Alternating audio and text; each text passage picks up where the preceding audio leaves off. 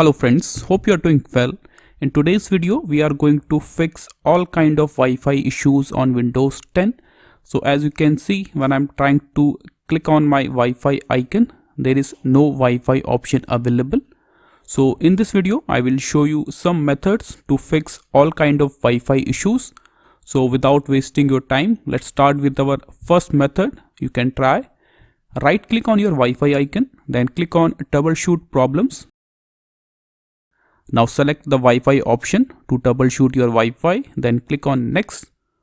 So in the most cases, this troubleshooter will fix your issue. So as you can see, problem found, the Wi-Fi adapter is disabled. So you need to enable your Wi-Fi adapter.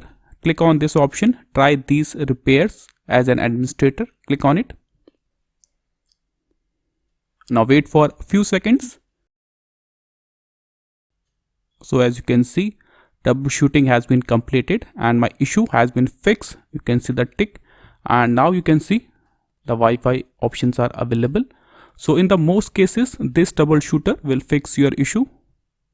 Now move on to a next step. If you are still getting the same issue, right click on your Wi-Fi icon, then click on this option, open network and internet settings. Now scroll down and click on this option, change adapter options. Now right click on your Wi-Fi, then click on properties. After that, click on this option, Internet Protocol version 4. Click on this option, then click on properties. Now you have to select automatic in both the columns. So select this option, obtain an IP address automatically, and in the second column, select the automatic option, obtain DNS server address automatically. So select both the columns automatic. Okay, then click on OK, then click on close. After that, restart your laptop and this will fix your issue.